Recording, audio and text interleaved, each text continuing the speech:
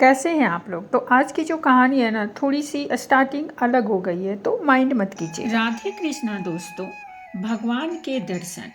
कृष्ण नगर के पास एक गांव में एक ब्राह्मण रहते थे।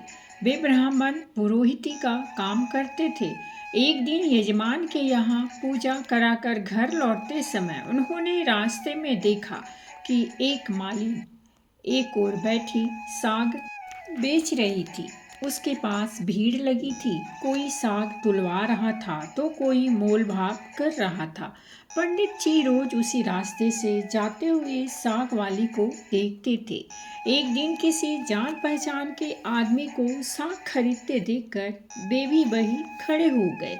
उन्होंने देखा साग वाली के पास एक पत्थर का बांट है। उसी से वह 5 सेर वाले को 5 सेर और 1 सेर वाले को 1 सेर साग तौल रही थी। एक ही बाट सब तोलों में समान काम दे रहा था। पंडित जी को यह देखकर बड़ा आश्चर्य हुआ। उन्होंने साग वाली से पूछा, तुम इस एक ही पत्थर के बाट से कैसे सबको तोल देती हो? क्या सबका वजन ठीक बैठता है? वहीं खड़े पंडित जी के परिचित व्यक्ति ने कहा, हाँ पंडित जी, यह बड़े अचरज की बात है। हम लोगों ने कई बार इससे लिए हुए साग को दूसरी जगह तौलकर आजमाया। पूरा वजन सही सही उतरा। पंडित जी ने कुछ रुककर साग वाली से कहा, बेटी, यह पत्थर मुझे दोगी? साग वाली बोली, नहीं बाबा जी, यह मैं तुम्हें नहीं दूंगी। मैंने बड़ी कठिनाई से इसको पाया है। मेरे सेर बटखरे खो जाते तो घर जाने पर माँ और बड़े भाई मुझे मारते थे। 3 वर्ष पहले की बात है, मेरे बटखरे खो गए। मैं घर गई तो बड़े भाई ने मुझे मारा। मैं रोती रोती घाट पर आकर बैठ गई और मन ही मन भगवान को पुकारने लगी। इतने में ही मेरे पैर के पास यह पत्थर लगा। मैंने इसको उठाकर ठाकुर जी से कहा, महाराज, मैं तौलना नहीं जानती। आप ऐसी कृपा करें जिससे इसी से सारे तौल हो जाए। बस तब से मैं इसे रखती हूँ। अब मुझे अलग अलग बटखरों की ज़रूरत नहीं होती। इसी से सब काम निकल जाता है। बताओ, मैं यह तुम्हें कैसे दे दूं? पंडित जी बोले, मैं तुम्हें बहुत से रुपये दूंगा। साग वाली ने कहा, कितने रुपये दोगे तुम? मुझे वृंदावन का खर्च दोगे? सब लोग वृंदावन गए हैं, मैं ही नहीं जा सकी हूँ। ब्राह्मण ने पूछा, कितने रुपये में तुम्हारा काम होगा? साग वाली ने कहा, पूरे 300 रुपये चाहिए। ब्राह्मण बोले, अच्छा बेटी, यह तो बताओ, तुम इस शिला को रखती कहाँ हो? साग वाली ने कहा, इसी टोकरी में रखती हूँ बाबा जी, और कहाँ रखूंगी? ब्राह्मण घर लौट आए और चुपचाप बैठे रहे। ब्राह्मणी ने पति से पूछा, आज आप यूं उदास क्यों बैठे हैं? ब्राह्मण ने कहा, आज मेरा मन खराब हो रहा है। मुझे 300 रुपये की जरूरत है। ब्राह्मण की पत्नी ने कहा, इसमें कौन सी बड़ी बात है? आपने ही तो मेरे गहने बनवाए थे। विशेष जरूरत हो तो ले लीजिए। इन्हें ले जाइए। होना होगा तो फिर हो जाएगा। इतना कहकर ब्राह्मणी ने गहने उतार दिए। ब्राह्मण ने गहने बेचकर रुपये इकट्ठे किए और दूसरे दिन सुबह साग वाली के पास जाकर उसे रुपये दिए और बदले में उस शिला को ले लिया। गंगा जी पर जाकर उसको अच्छी तरह धोया और फिर नहा धोकर वे घर लौट आए।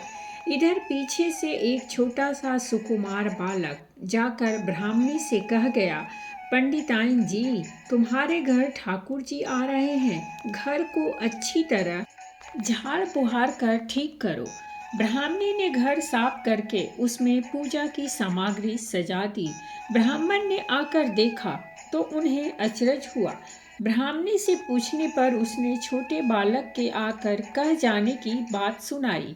यह सुनकर पंडित जी को भी आश्चर्य हुआ।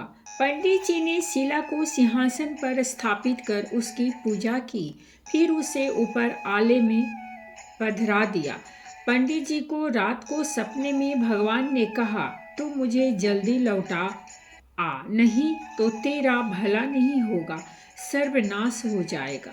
ब्राह्मण ने कहा, जो कुछ भी हो मैं तुमको नहीं लौटाऊंगा। ब्राह्मण को घर में जो कुछ भी पत्र पुष्प मिलता उसी से पूजा करने लगे। 2-4 दिनों बाद भगवान ने सपने में फिर कहा, मुझे फेंका नहीं तो तेरा लड़का मर जाएगा। ब्राह्मण ने कहा, मर जाने दो, पर मैं तुम्हें नहीं फेंकूंगा। महीना पूरा बीत भी नहीं पाया था कि ब्राह्मण का एक मात्र पुत्र मृत्यु को प्राप्त हो गया। कुछ दिनों बाद फिर स्वप्न हुआ, अब भी मुझे वापस दे आ, नहीं तो तेरी लड़की मर जाएगी। दृढ़ निश्चयी ब्राह्मण ने पहले वाला ही जवाब दिया। कुछ दिनों पश्चात लड़की भी मर गई। फिर कहा कि अब की बार स्त्री मर जाएगी। ब्राह्मण ने कहा, इसका भी वही उत्तर है। अब स्त्री भी मर गई। इतने पर भी ब्राह्मण अचल अटल रहा। लोगों ने समझा यह पागल हो गया है।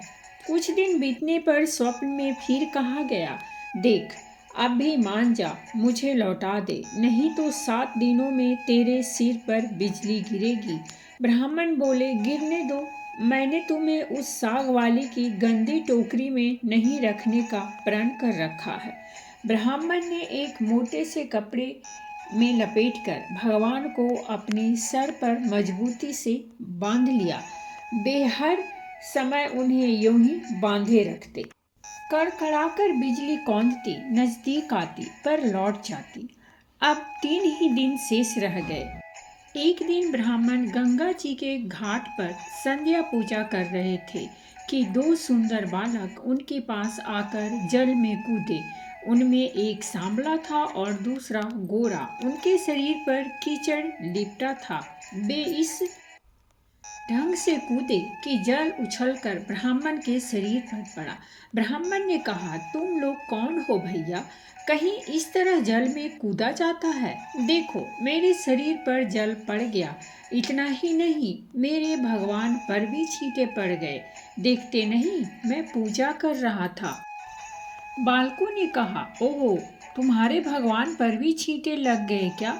हमने देखा नहीं। बाबा तुम गुस्सा ना होना। पंडित जी ने कहा, नहीं भैया, गुस्सा कहाँ हो रहा हूँ।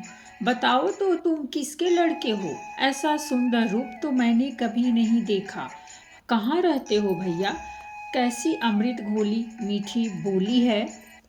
बालकों ने कहा, बाबा हम तो यहीं रहते हैं। पंडित जी बोले, भैया क्या फिर कभी मैं तुम लोगों को देख सकूंगा? बच्चों ने कहा, क्यों नहीं बाबा, पुकारते ही हम आ जाएंगे।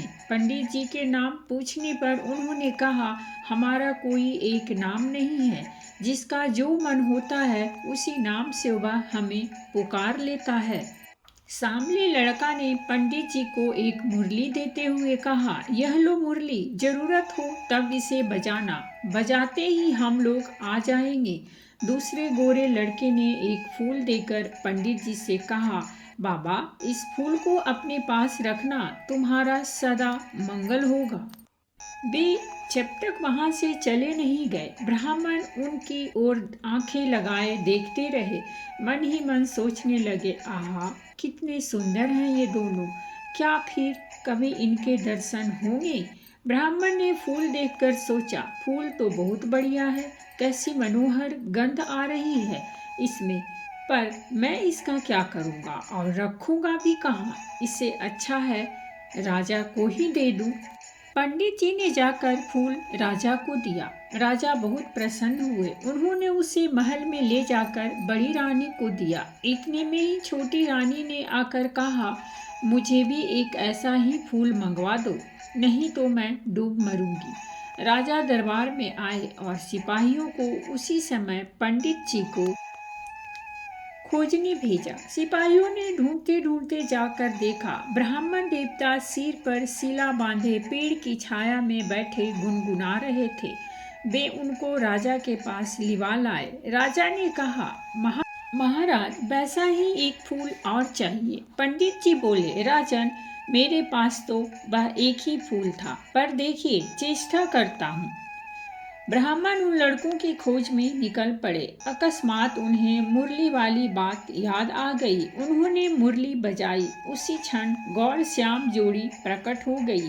ब्राह्मण रूप माधुरी के पान में मतवाले हो गए। कुछ देर बाद उन्होंने कहा, भैया वैसा एक फूल और चाहिए। मैंने तुम्हारा दिया हुआ फूल राजा को दिया था। राजा ने वैसा ही एक फूल और मांगा है। गोरे बालक ने कहा, फूल तो हमारे पास नहीं है, परंतु हम तुम्हें एक ऐसी जगह ले जाएंगे जहां वैसे फूलों का बागीचा खिला है। तुम आंखें बंद करो। ब्राह्मण ने आंखें मूंद ली।